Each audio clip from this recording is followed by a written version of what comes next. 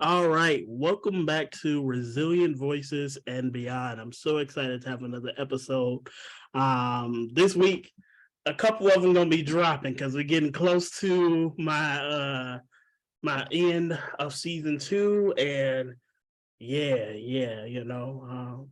it's bittersweet. It's bittersweet to say the least.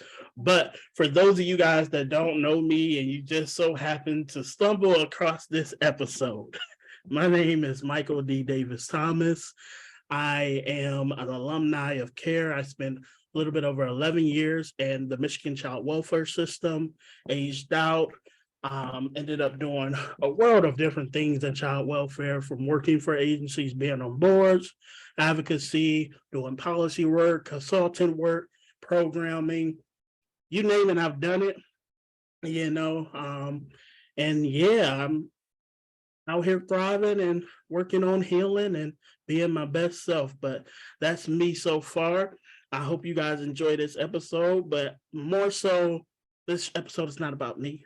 It's about my guest. So I'm gonna have her introduce herself. So hi everyone. My name is Bianca Bennett-Scott. I was born in Virginia, but I was raised in the Bronx, New York, for Cardi. And a little bit about my experience. I had about 8 unconsecutive years of lived experience in the child welfare system. I as well am a foster care alum. My experience was really kind of unconventional growing up in the system. My mother and my family struggled with a lot of substance abuse issues, which put me into the system numerous times, one time at the age of 2, and then I was reunified back home.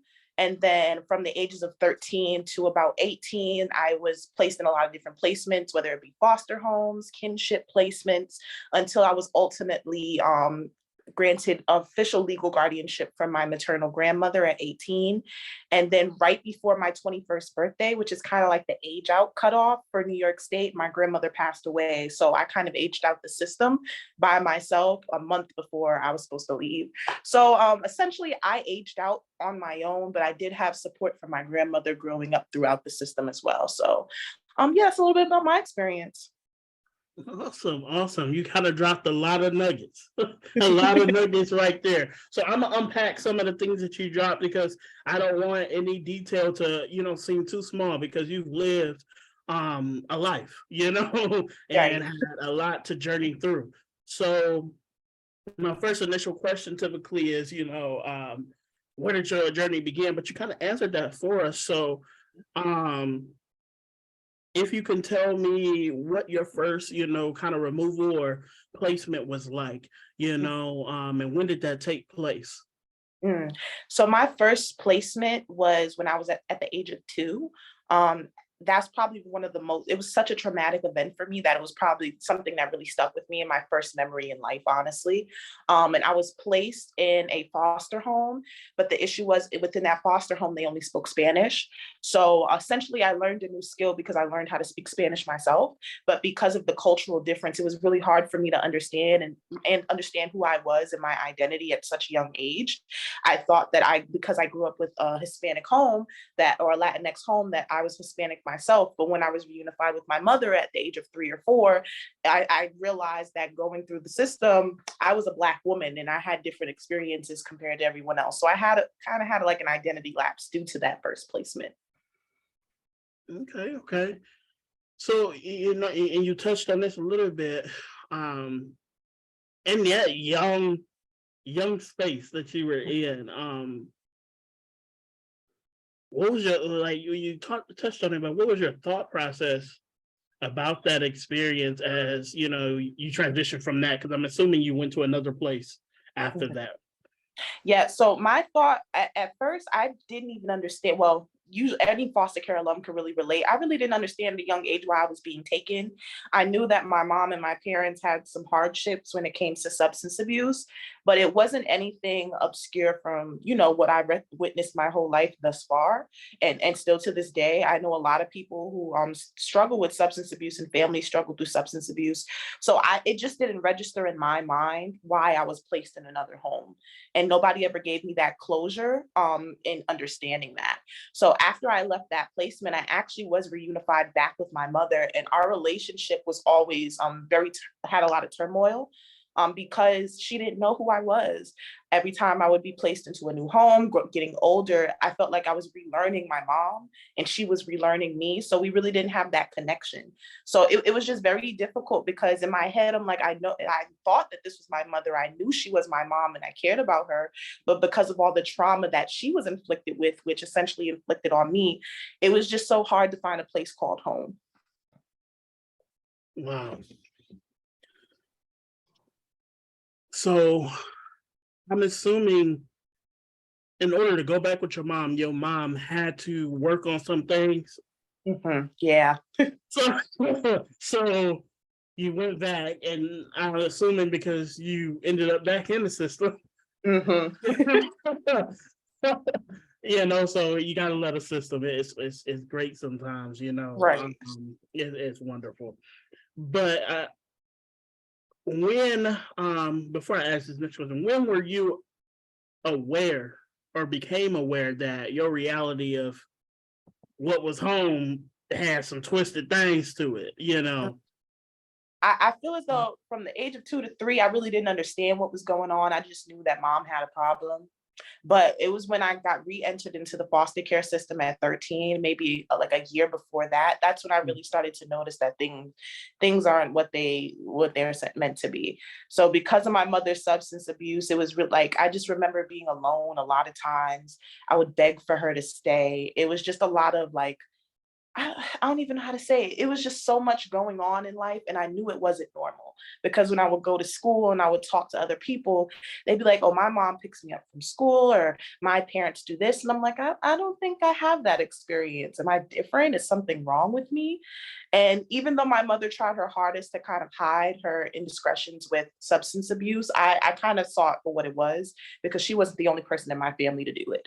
So it was just like, okay, mom's on that stuff again. I have to take care of myself. I have to be independent. But I guess when I was placed back into the system at the age of 13, I had enough personally, because I'm the one that actually, made the report and told the teacher what was going on at home. So by that time, I was just fed up. I couldn't do it anymore. And I wanted some type of stability that my biological parents couldn't give me. Mm. Wow. And I imagine, and that wasn't easy at all. Like really, that and I can resonate with that. I don't know how much you know about my personal story, but how I ended up in the system on the foster care side of things, because I was in the system before that. On the foster care side of things, was because my sister ended up having guardianship over me, and my sister was 21. And unfortunately, my sister has started to be abusive herself. And at this point, I have been through the juvenile side of things.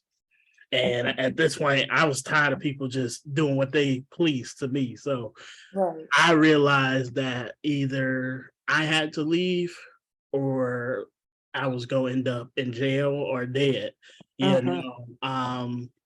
So when we went back to our guardianship review here, and I told him I didn't want to go at home, my reality was still formatted towards, no, it ain't, whatever, because I was still trying to protect my sister. Like, I didn't tell the court why I didn't want to go. I just thought I didn't want to go back home, and so forth, and everything. Because I was still trying to be protective, and everything like that. But initially, that's how I ended up leaving, and getting into foster care and so forth, which that was an experience in itself. So I resonate very well with, having to kind of, take that initiative. And it's not easy at all. One thing I want to touch on is the fact that at a very young age, 2, 3 years old, at those very young age, you wasn't fully aware, but you were impacted Mm-hmm. by the environment. And, in child welfare, we talk about, well, kids don't remember that. And stuff like this. But more Right. and more, as we're getting to this modern day of transformative change and preventative work, we're starting to realize that it starts in the womb sometimes, Mm-hmm. and nonetheless, it's conducive to the environment, and it's so many different things that shows a kid safety, and nurturing environments and nurturing behaviors and all these many different other things. But because I'm rambling on, going back to my original question, how did it feel as you start to get older? You start to recognize things for what they were. Did a relationship form back with your mom? Did things come together? Or were they still a little bit rocky? Throughout those adolescent years. Mm-hmm. As Michael, you touched upon it in your story too. It feels like you're betraying your family in some way, but it doesn't matter what your family does to you. You still always have that loyalty, and that's something I've noticed with a lot of foster youth that I'm working with too, and alum. Like that loyalty to the biological family is real. Doesn't matter how hurtful or how traumatizing the experience was, and that in itself is a testament to our character, but also is a detriment to our success, which show like because of that we hold that loyalty. But just growing up, I've noticed me and my mom were the same person. She was a fireball and so was I. So at first when I was younger, I was just very, quiet. I didn't say much because that was my mother, and in the Black household I'm supposed to abide by my mother's wishes. Especially in a Christian household, we would say all the time, honor thy mother and father and thy days will be lasted. But then when I started getting older and started realizing that my mother and my parents essentially weren't giving me the love and support that I needed to be, to benefit as a young child growing up, that's when the clash really started happening. In regards to like the trauma that's inflicted with foster care, I would be sent back. Be sent to a home, and then my mom would get her stuff together temporarily, and I'd come back home, and that was just a consistent cycle, and that itself affected us very much so because no agency or caseworker was coming in and saying, "Oh, let's try to mend this relationship between you and your mother." They just assumed because she was my mom, we were going to get along. And that wasn't it. And as a young 13, 14, 15-year-old who was going through, puberty and hormones, I started finding myself as a woman and realizing, this isn't what I want. So essentially, when it came to me and my mom's relationship, which is something I always regret to this day, we just had a very tough relationship growing up. And it wasn't until I was about 18 or 19, I decided, okay, well, I'm just going to go away to college and just say F all these people. And then I did that, went away for a semester. And then I found out that my mother had Lou Gehrig's disease. After all this time, she was getting clean. She got the disease and she passed away about 10 months shortly after. And it wasn't until her death, because even when she was sick during that time, I had come home and resented her so much, because in my head, it was like, it took you all this time to get clean and now you're sick. And now we can't mend this relationship because, we don't have any time and you took it all away from me. So essentially I hated her for that.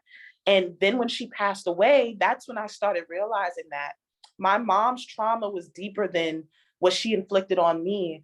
The generational trauma is real, especially in the Black culture. Her mom dealt with things and her mom dealt with things. So it was all this pain inflicted on my mother. And I wanted to talk to her about that, but I no longer had the opportunity. So it was really heartbreaking because it was like, as soon as I finally understood the issues my mom was going through, she was no longer here to make that connection. So that's one of my biggest regrets to this day, is holding that resentment for so long. Wow. I appreciate you sharing that. You touched on a couple of different things that sparked my eye, and one of the things you mentioned was the back and forth. on my own personal story, I experienced that, not even in the foster care, but in the child welfare and all, including JJ and so forth, like completing the program, being the scapegoat because now my behaviors are an issue. So now I got to go do a boot camp, a program, send you Mhm. out for a little bit, hold hands, kumbaya, go to therapy, come back home. Family doing the same stuff. Like, come The on. same stuff, and I went through that for years, the back and forth, and I know that is a trend, and I get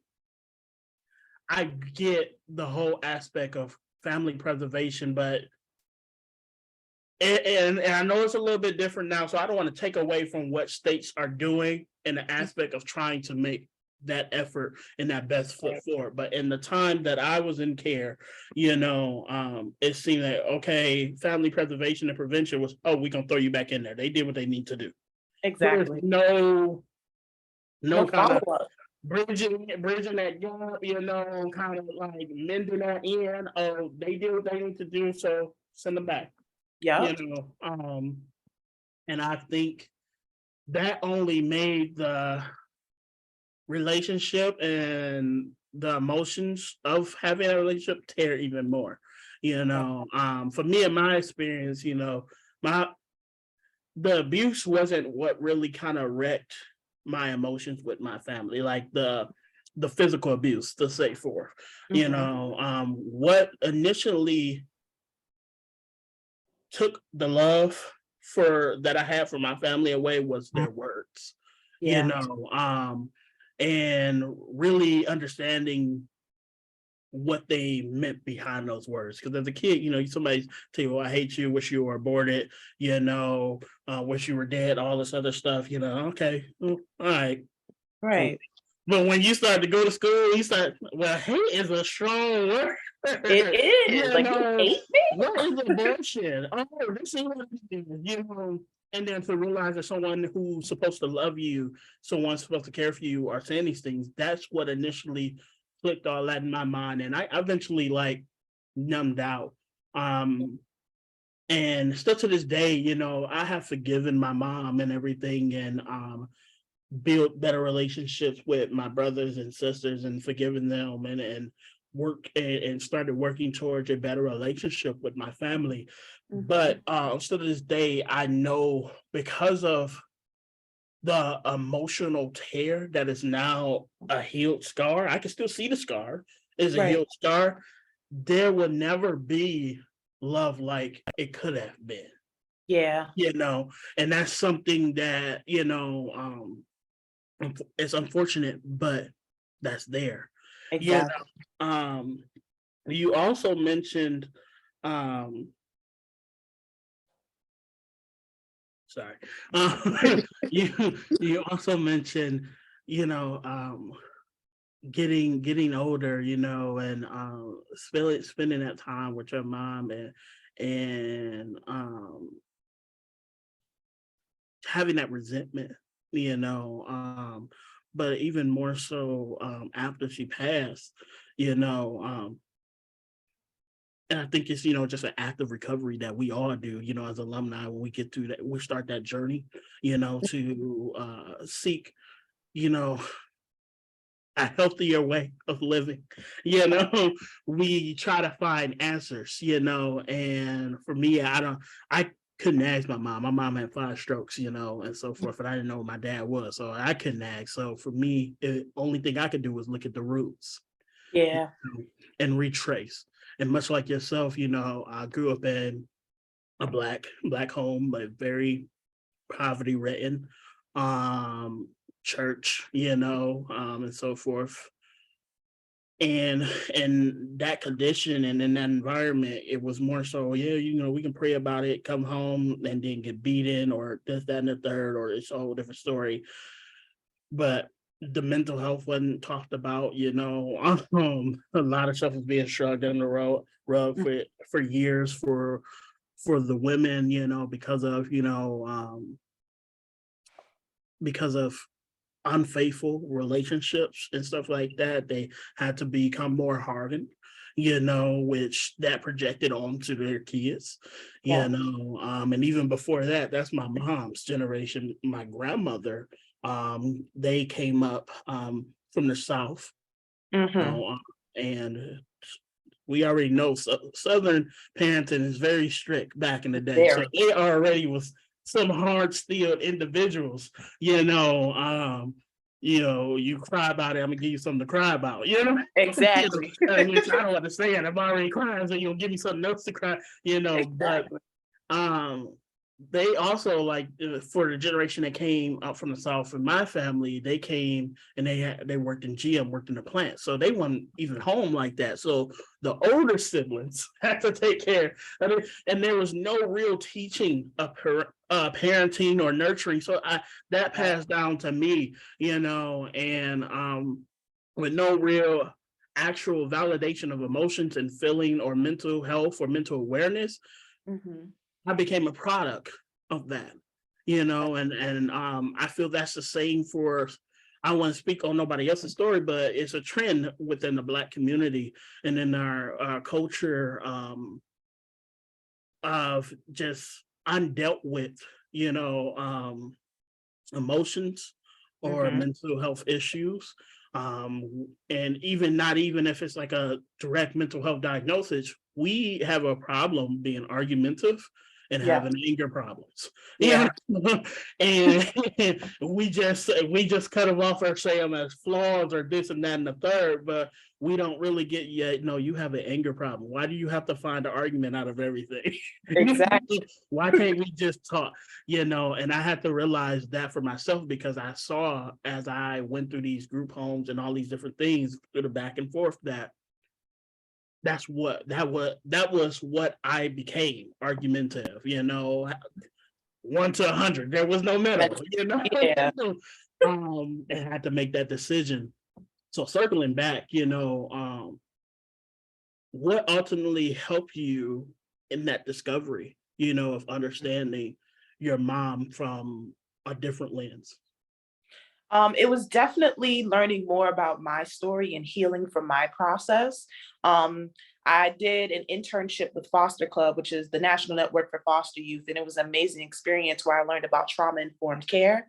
And that in itself gave me more of an empathetic view of what happened to me and what happened to my mother. And in addition to the love that my maternal grandmother gave me, that kind of led me to become the woman I am today, because I always saw it as, well, my mother's messed up and she's putting all her burdens on me. But then I had this figure in my life, who my maternal grandmother, who she had to watch all three of her kids, including my mother, struggle with substance abuse and deal with other family members and other issues in the Black community and the Black culture. So for me to see this woman so strong and still loving and still fearful of God and still willing to give her last and try to understand and be empathetic towards people, I had to be that way, because she was showing me how to love in a time where I didn't know how to love myself or anyone else. So because of that and the learnings that I learned about how trauma really affects the well-being of an individual, that paired with each other itself really helped me understand the complexities of what my mother was going through. I never understood that my mother was a victim of circumstance or a victim of her environment. I always saw her as the perpetrator of my story or the antagonist of my story, but she had her own story before me.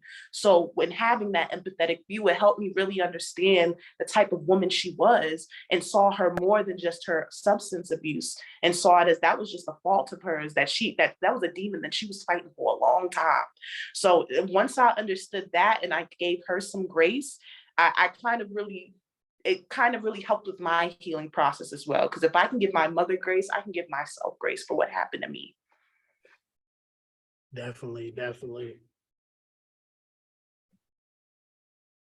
I wanna take a step back, because I feel like you can offer something to some of the audience members by answering this question. Um, Journeying through,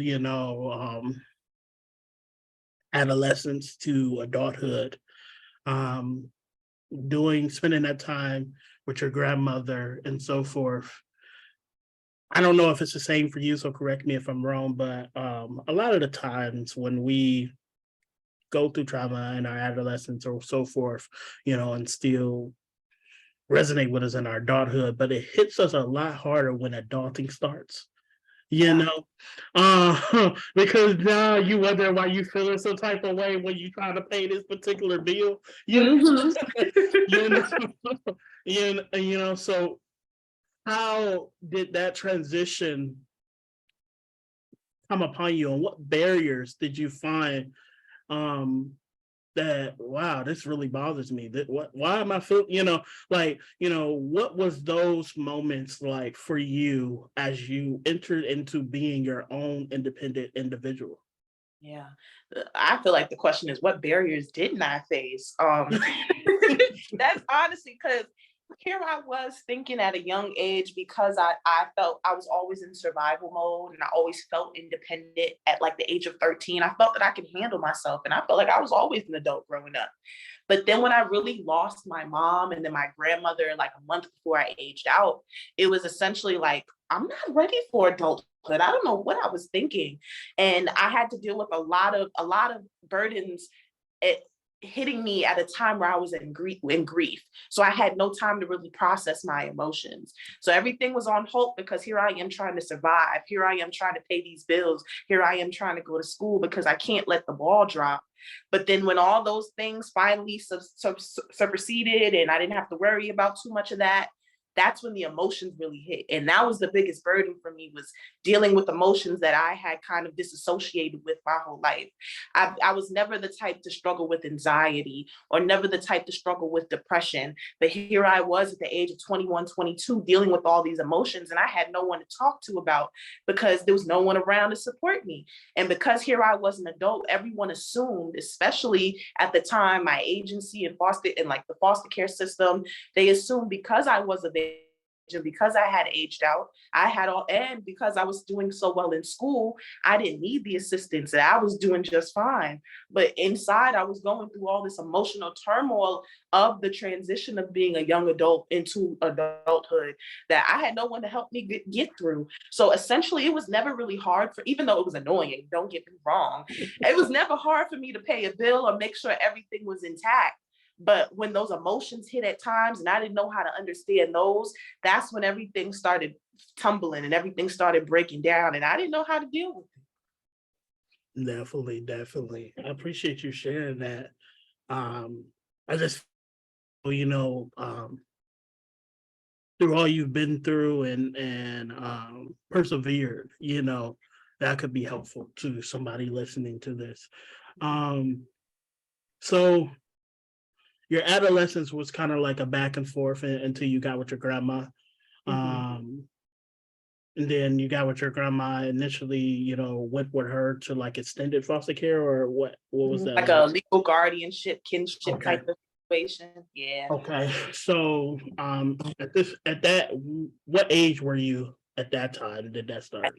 I want to say 17. Yeah, 17, 17. 18. So finishing high school or Yeah. Senior okay. year. Okay. Well, I gotta ask because we know high school can be a battle in itself. Um, Right.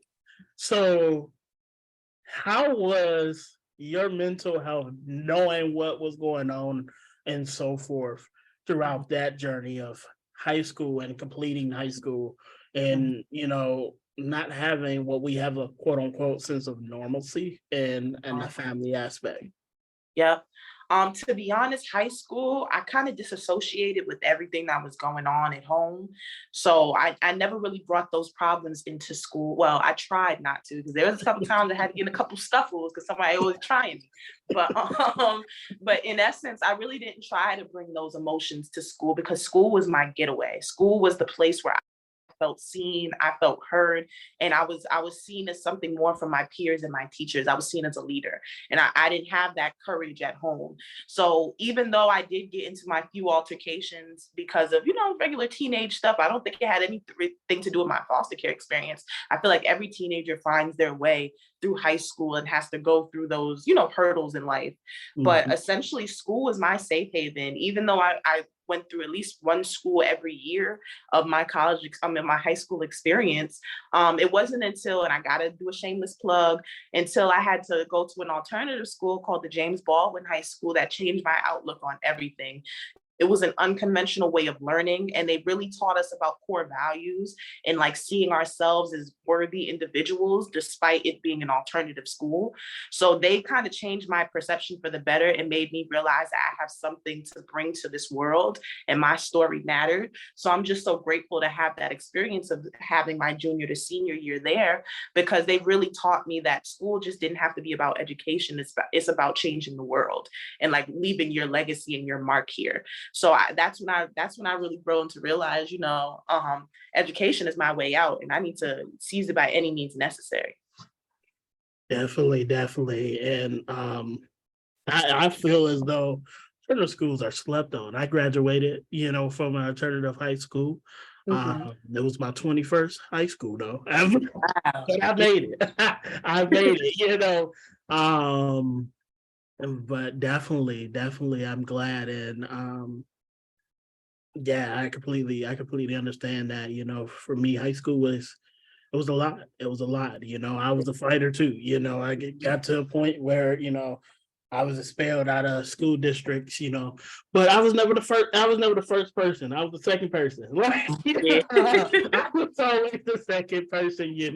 I got bullied really bad throughout school and so forth. But conveniently, for me, when I was transitioning through different schools and so forth, I went through this whole period of I'm moving schools. Don't nobody have to know my reality. Yeah. So like no one knew real me, or what was going on, and when someone find out, they would bully me for it. And next thing you know, I'm in the principal office. Right. Look, they shouldn't have said what they said, but I've learned to fight, in other words, of advocacy and so forth. But it has been a journey, and I have to not praise the actions that I did, but acknowledge that that was part of my journey, Right. that, has helped me be who I am today by understanding that's not the right way to do things. Exactly. So And for anybody who's listening, I was going to say, the lives we lived, all we've learned, the way we know how to learn is through what not to do. No one is like, a lot of from people I've talked to in the system, we've never really been told what to do. We've never been disciplined, right? We've learned through punishment. And to be honest, that essentially that's our learning curve. That's how we understand things. We have to go through trials and tribulations to become. And so I totally understand that. Definitely. And I was just gonna say, for those who listening, hope no one feels offended or like, they out here fighting or what have Right. I'm sorry, it happened. I got suspended, expelled, got All expulsions, all of that. Like, it's a part of my story. But also I was bullied. I was severely bullied, and one day I decided to not be the victim in school, Right. and and that's nothing different to what we're seeing in schools nowadays. It still happens, it's just unfortunately, and I hope I don't make nobody mad, we're seeing it in a more mass circumstance, and on the news, because unfortunately people are being bullied and mental health issues aren't being dealt with, and we're seeing school shootings, but that's a topic for another day. But getting into your advocacy, your expertise, and the work that you have been doing, when did your advocacy journey start? And walk us through, what does life look like now?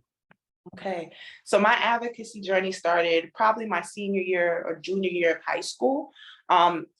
I told myself throughout my whole life experience, I wanted to be a marriage counselor.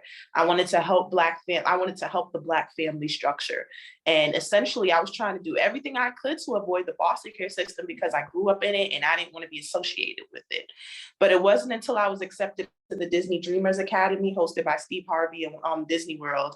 And that was like my first experience of really getting out of New York and seeing the world and seeing leaders who looked like me really making change in their lives. And that's when I understood.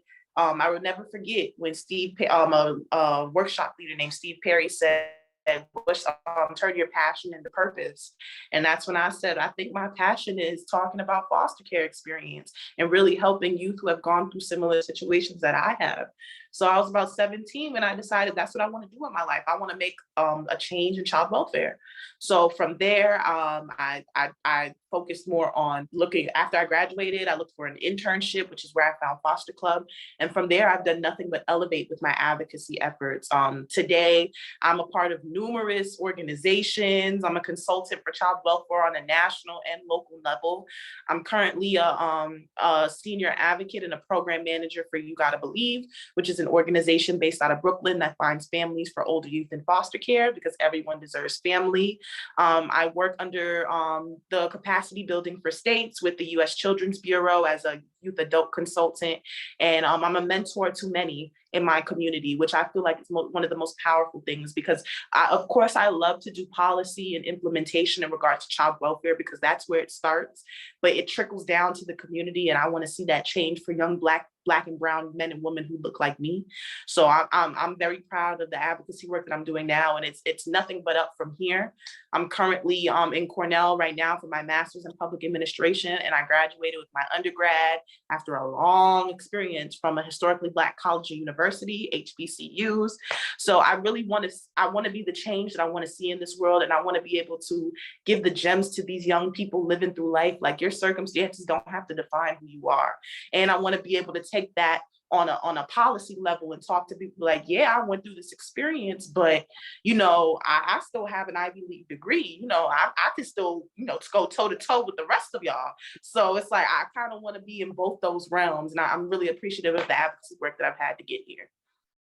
I love that. I love that. Going toe to toe. You remind me of myself.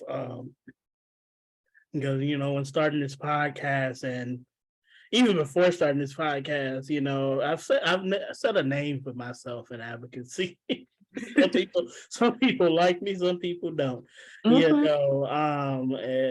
when I started this, I realized that I didn't want to just have any run-of-the-mill conversation. I didn't want to have these scripted forums, that don't go nowhere.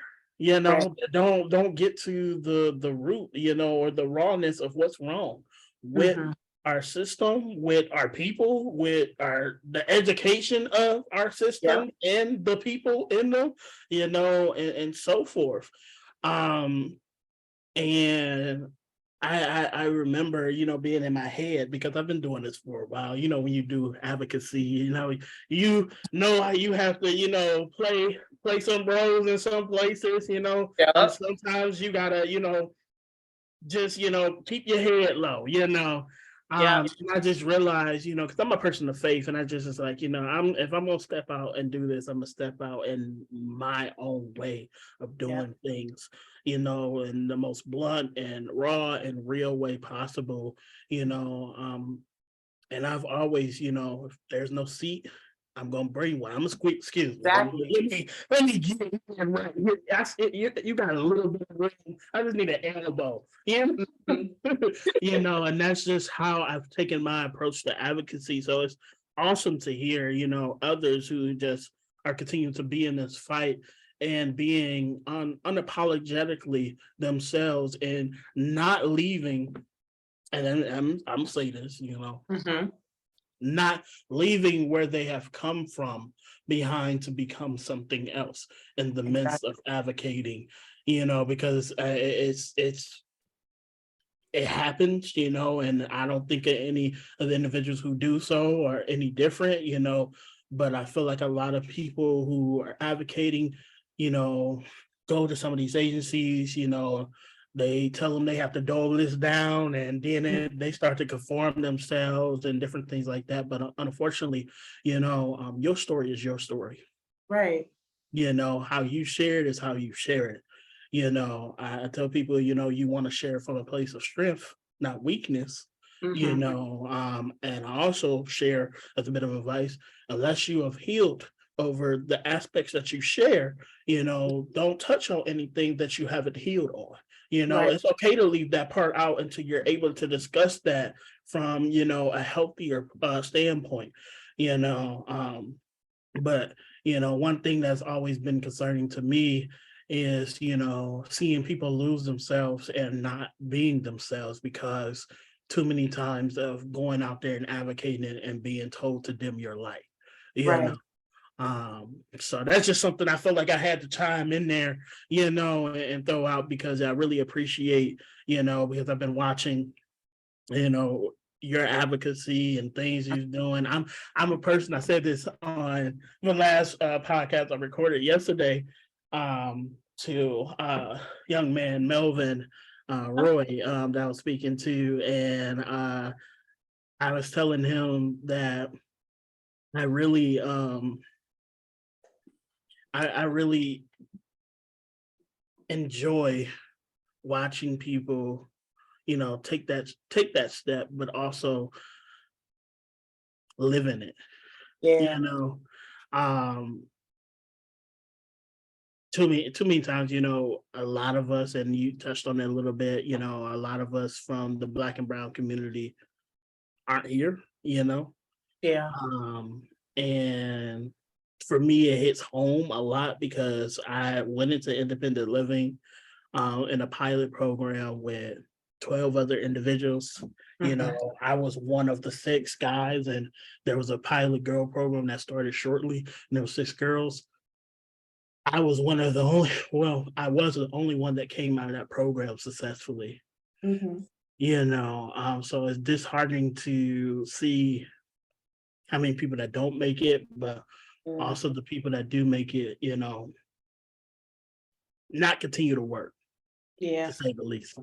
But it's my little ramble, and so forth. So I truly appreciate all that you're doing, and yeah, I lost my little train of thought there. But what I was going to say, I'm a person that's always learning, and I enjoy observing people, to continue that path of learning. I never want to get into a position where I feel like I've learned it all, or I Yeah. feel like there's nothing more for me to grow from.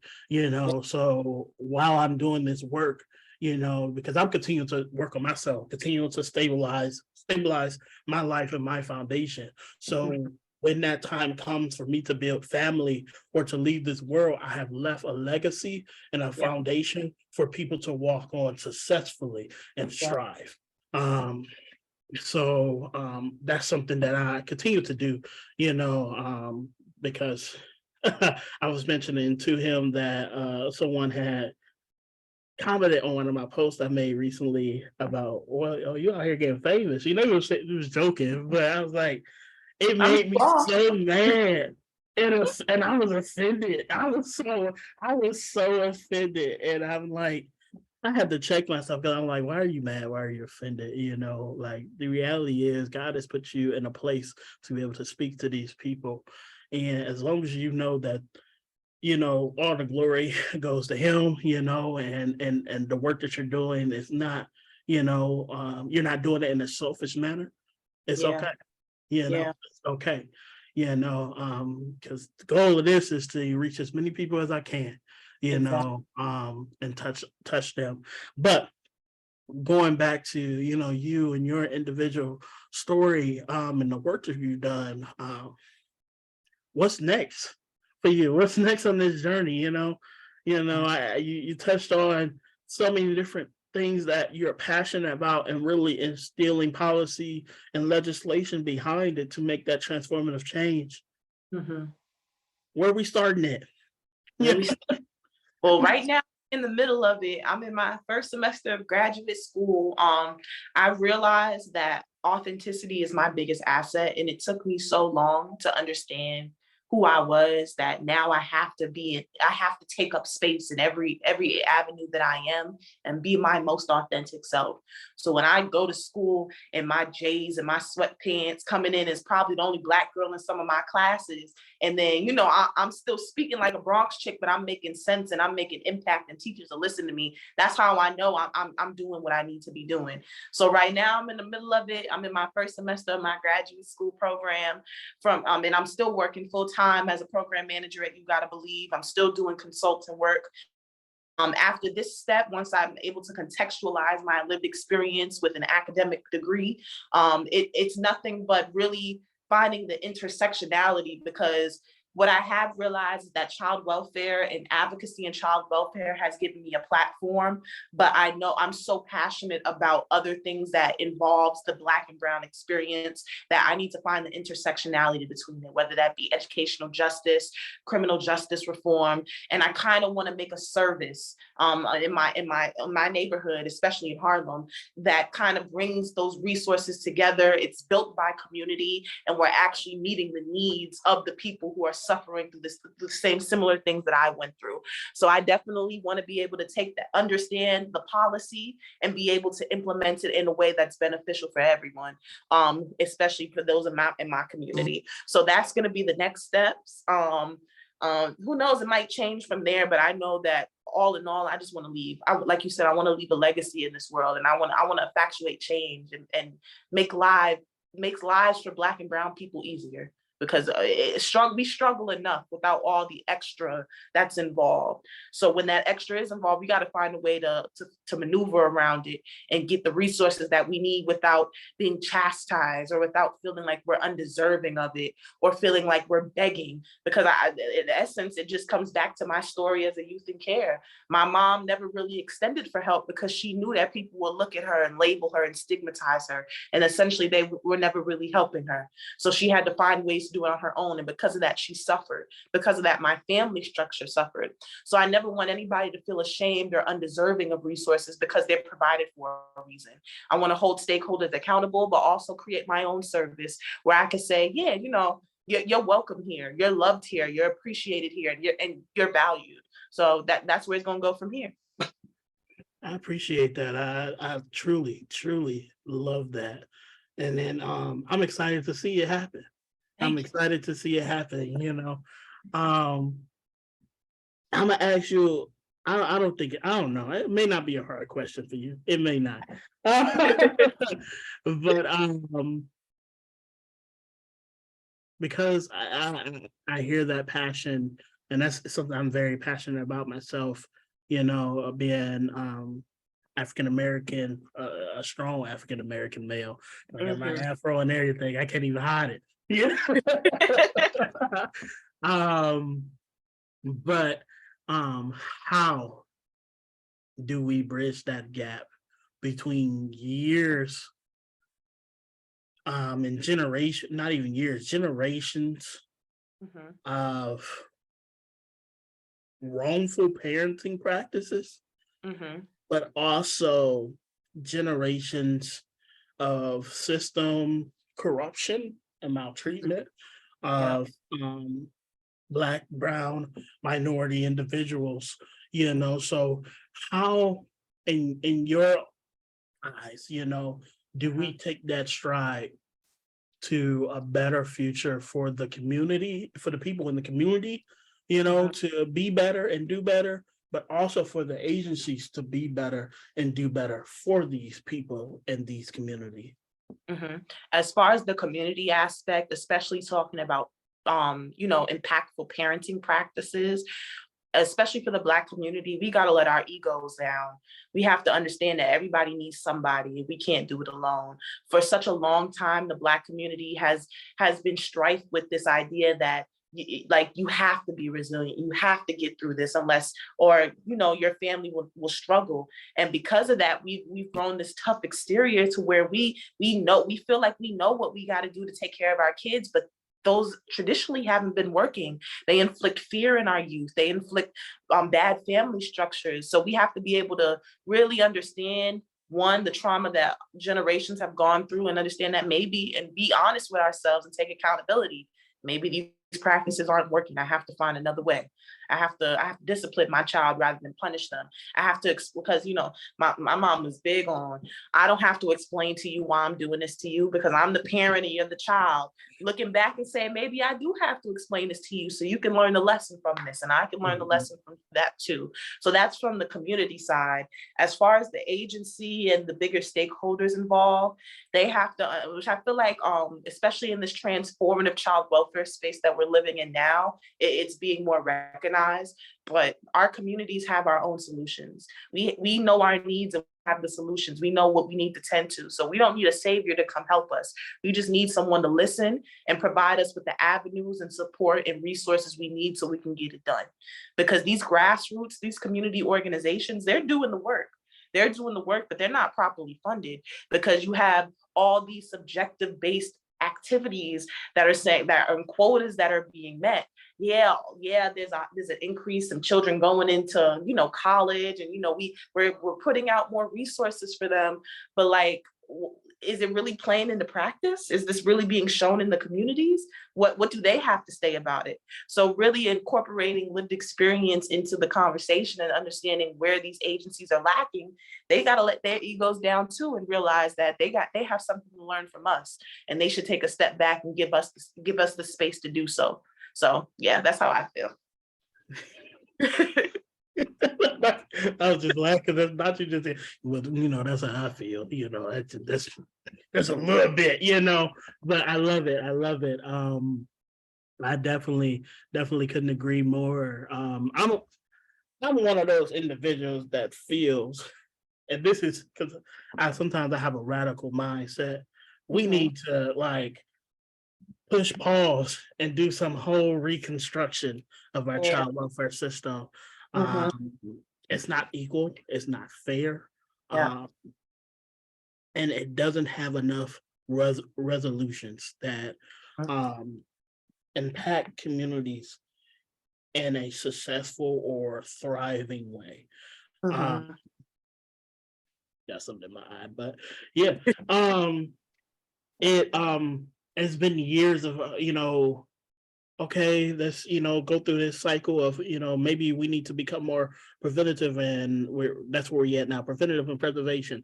Before that, it was maybe it's our software, what we're teaching the social workers and stuff like that. So maybe we need better tactics on being trauma informed and stuff like that. Before that, it's always like this new upcoming thing instead of looking at the root of the system itself and what it was built on and what it's standing on, and how what it's standing on is a barrier for any new initiative. Exactly.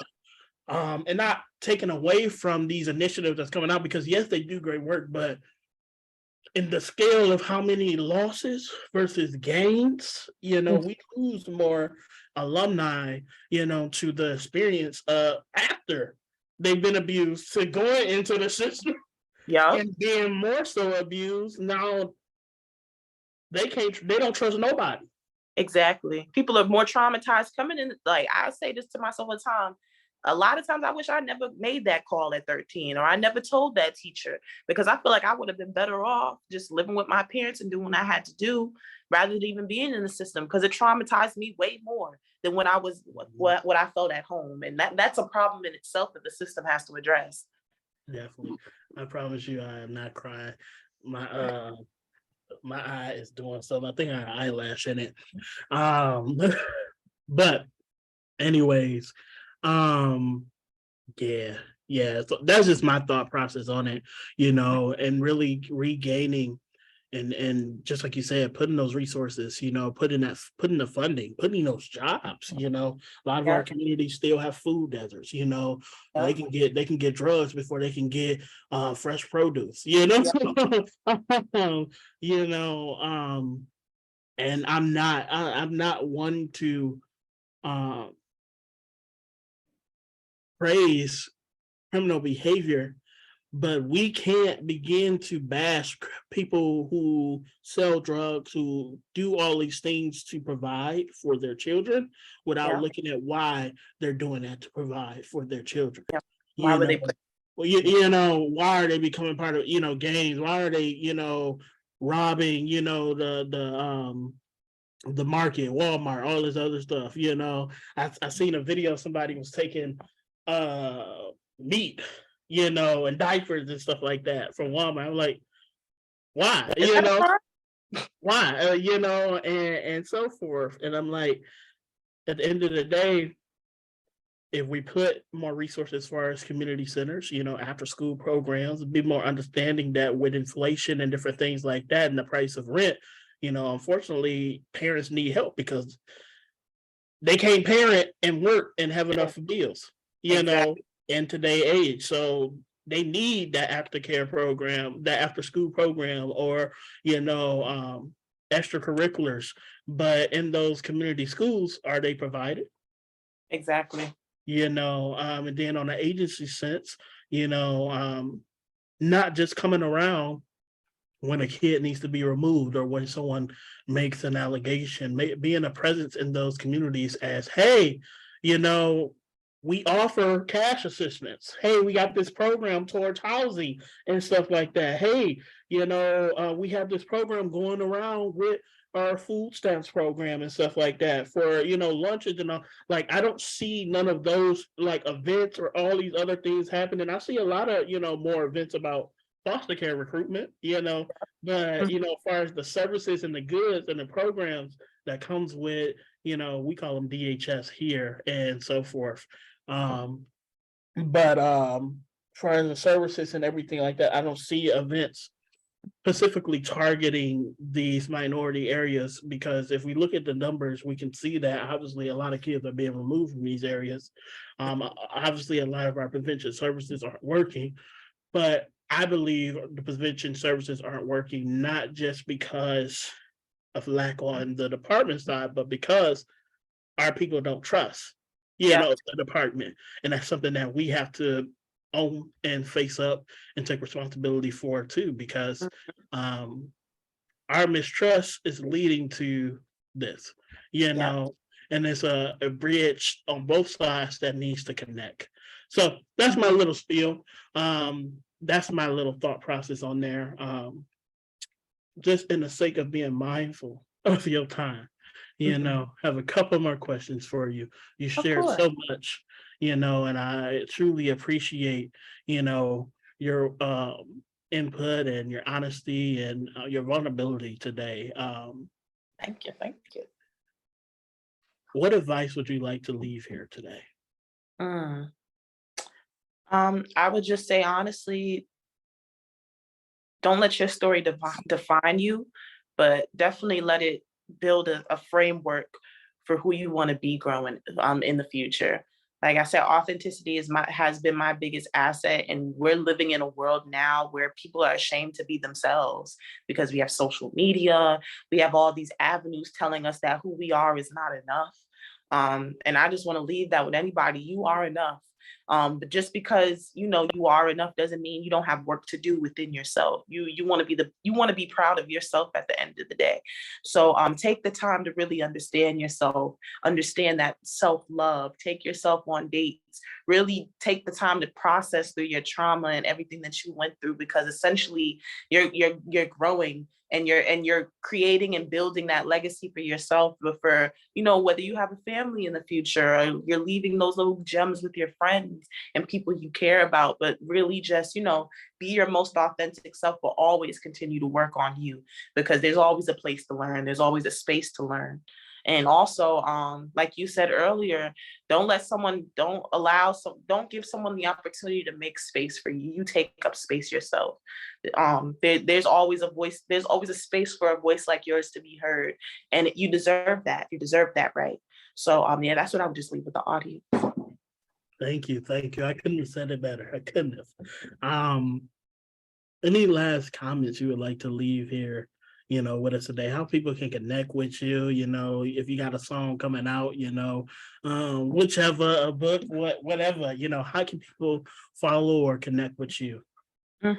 Well, I'm not really active on the social medias like that anymore, but please feel free to follow me on LinkedIn, Bianca Bennett. I have a social media on my Instagram platform, you love Gina _. You could reach out there. And please, if you can, follow my organization, You Gotta Believe, Instagram as well. If we have any potential parents or people who are interested in learning on being a parent in the foster care system, because these older youth really need it. They really need that guidance, because by the time they turn 13, they're deemed unlovable and wantable by these agencies, and they don't think they deserve family. But nobody should age out the system. So if you're interested in learning more about being a foster parent or adoptive parent, go to our Instagram site, You Gotta Believe NYC. I'm not really the creative person, so I ain't got no music or no books coming out, but but yeah, please feel free to reach out. I'm really good at resources and all that. So yeah, I'm open to create networks and connections with anyone. Awesome. Truly, it has been a privilege. It has been a privilege. I met you in 2019. Yeah, 2018? Was it 2019? No, 2019. You're right. 2019, it had half the time has flying. Yeah, I'm getting to that point where technically, in the advocacy sense, I'm an OG in this. I'm 25 now, continuing to do this groundwork and so forth. So it's just always inspiring to hear others, and their story and what they're doing, how innovative they're being in their own advocacy, right, and work in their state. So, trust and believe I'm taking a lot from this conversation, and I've learned a lot from you and the work that you're doing. And I just want to thank you for that, from the bottom of my heart. As much as I speak about how important it is to have representation of Black males, it's that much important to have Black women, especially with our numbers being how they are in the child welfare stats and stuff like that, to having that representation of thriving, because I don't want to say the word success, because success kind of gets corrupted by what that looks like. But thriving in your own right, and in your own life. So I appreciate that. And it's an honor to see that you're doing so, Well, I appreciate you, Michael. Thank you for this amazing conversation. Congrats on season 2. Looking forward to season 3.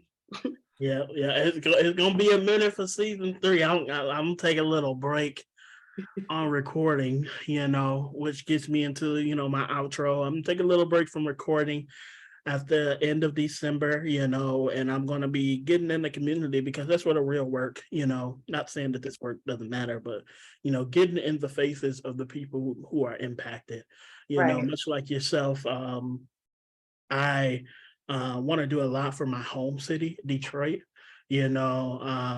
and really just bridge the gap between agencies and the individuals in the community. Don't know exactly what that looks like, but just walking in purpose and hoping that it all comes to fruition and save some lives. So, with that being said, I know that we've talked about a lot of deep things today, and I know it could, be potentially triggering to some people. So if you've made it to the end of this, you hear me right now and you were triggered, please, before you do anything else, take a moment, do some mindfulness exercises, get yourself centered, and if something has awakened something that you didn't even know, and you're looking to connect with some resources or what have you, my email, my contact is open. I'm more than willing, to talk to anybody, further, or support anybody and so forth. Mental health is real. Everybody needs somebody. We all need to take care of ourselves too. So, just make sure that we're doing that. If this is your first time listening, thank you for joining. Please listen to the season 1 and all the other episodes as well. They all have their unique spin to this whole field and arena. Also, COVID and flu season. COVID, is out there still. It's still rampant. Take care of yourself. Please do what you need to do to stay healthy, pull that mask out if you need to. I know some people don't really like the mask and everything, but we all got to take care of each other, that sanitizer, hit that disinfectant spray, that Lysol, whatever you need to do, just make sure, you're taking care of yourself and taking care of your village and what that looks like. Lastly, just episode 16, episode 16, of season 2, Resilient Voices and Beyond. Thank you guys for listening. You guys have a good night, good morning, good whenever, thank you.